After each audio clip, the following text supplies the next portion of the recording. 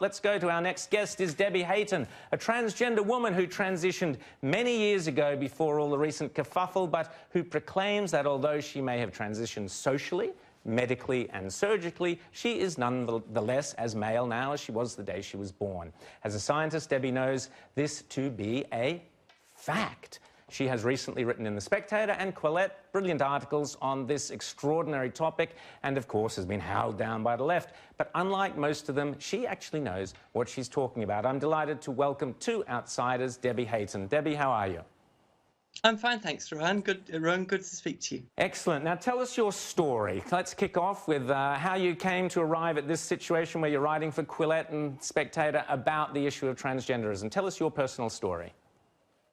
Well, I transitioned a lot of years ago, well, 8 years ago now, and I did what transsexuals used to do. I transitioned, I went back into society, I went back to my job as a teacher and just got on with life. But then about 5 years ago, a new brand of activism erupted, which, quite frankly, was speaking nonsense. And either you go along with it, you say nothing, or you open your mouth and react to it. And how have you reacted?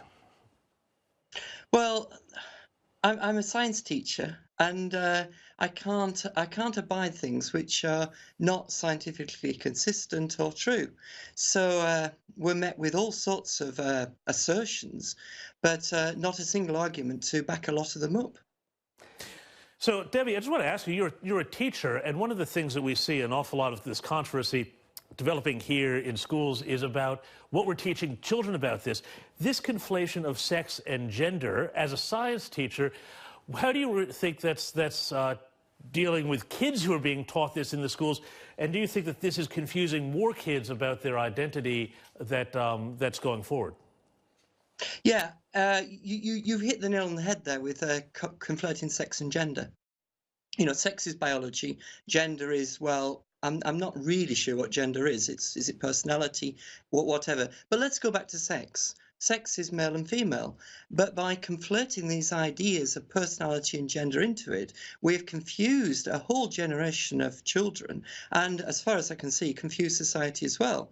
By confusing language, people just don't seem to know how to think anymore. And talking about children, we're really asking young, vulnerable, confused kids to make decisions that are very much adult decisions with lifelong consequences. Can you tell us about that? Hi, Rita. Yeah, that I think is the most important issue of the lot. We've talked about women's rights, sports, with the Olympics coming up, or not, as the case may be. But those issues are there. But the biggest issue for me is children. Children who are too young to make adult decisions are being forced into making decisions at a rate which even as an adult I wasn't. I transitioned as an adult. I could go and think about it, think about the consequences, talk it through with a counsellor, think about the best way forward. But what we're doing with children is we're picking these children up before puberty, and for them there's this clock which is ticking. For me, I could take my time, but for children that's not the case. And prepubescent children are being asked to choose their sex, essentially. They can't, you know, none of us can choose our sex. We've just got to put it with the one we've been given. But to say to these children, you can choose your sex, and if you get it wrong, your life may well be ruined. You could be sterile, you could be, there's all sorts of consequences to some of that medication and medical procedures. I also want to ask you about the problem with gender self-ID. Can you tell us about that? Well, gender self-ID it changes the nature of your relationship with society. We've had in the UK and presumably Australia as well, procedures by which people can transition socially, medically, but also legally. But that's always been on the basis of proof of need, a medical diagnosis, or a clinician actually saying that there is definite need that this will improve somebody's mental health.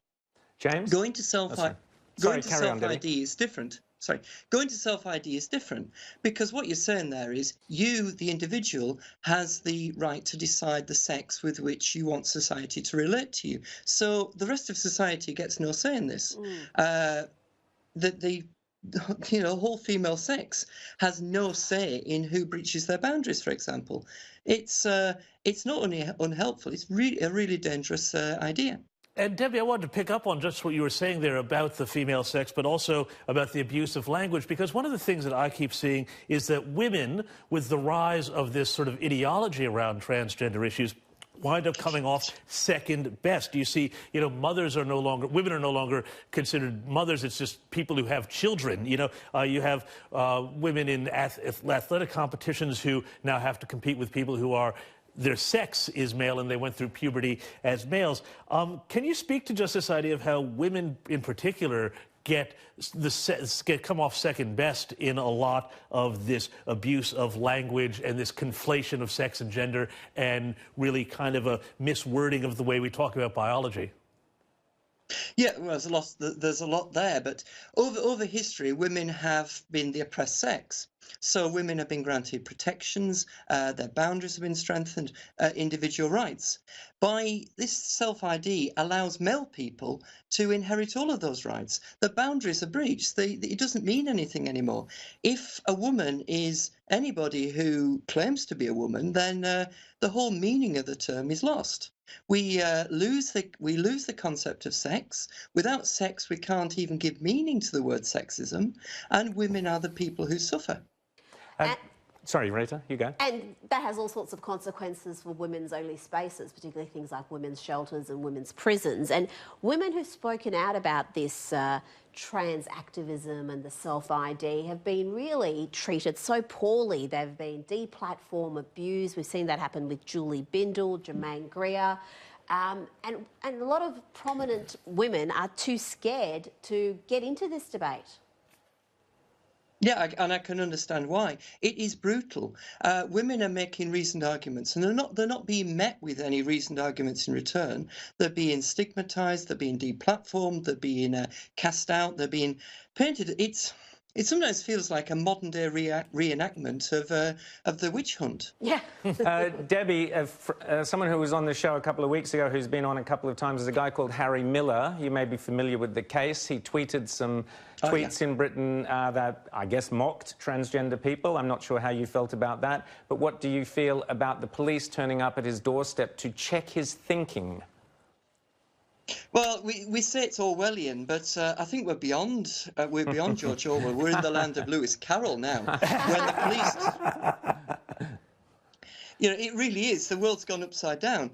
When the police turn up to check his thinking, and Harry being a former police officer, they didn't know that clearly, and he knows his rights, and so it's just we're at a time when the police feel that they can check people's thinking. When Harry was, yes, there was perhaps something offensive in there, but as many people have said, as Salman Rushdie once said, none of us have a right not to be not offended. And the tweets weren't that offensive from what I remember. I think one of the ones they checked with him was where he said, I was born a mammal, but I identify as a fish. Now, to me, that's not crossing any lines. But then again, that could just be me. How do you see the future of this debate? Because we are at a really dangerous period right now with people feeling like too intimidated to speak out. Do you think that's going to change, or is it only going to get worse? Well, the thing is, the people who are following this ideology, I love that word. I've learned a new word today. This word, ideology. They just seem to double down at every opportunity. There's very little in the way of argument that comes from them. It sounds more like I want.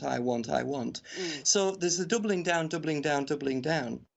And what's needed are people who at the moment are keeping quiet, is to be courageous, open their mouths. The more people who call this out, the harder it is to perpetuate it. And Debbie, what's been the personal price to you of speaking up against the whole transgender push, activist push? Oh, my employer regularly gets messages about me. Clearly, my political opponents have tried to shame me into silence, which they won't do. So instead, they go to my employer and point out to my employer things that I've said. Everything I say is public under my own name. They'll pick up things that I've said. Say to my employer, how will this reflect on you and your business? And And perhaps, perhaps if you don't take action, then perhaps we need to take action against you. So I'm reliant on my employer standing by me. Debbie, that's extraordinary, brave story and courageous on your part, but you give heart to many people who are in similar positions, standing up and speaking against this extraordinary world we now live in. But thank you so much, Debbie Hayton, for coming on Outsiders, and we'll speak to you again soon. Okay, thank you.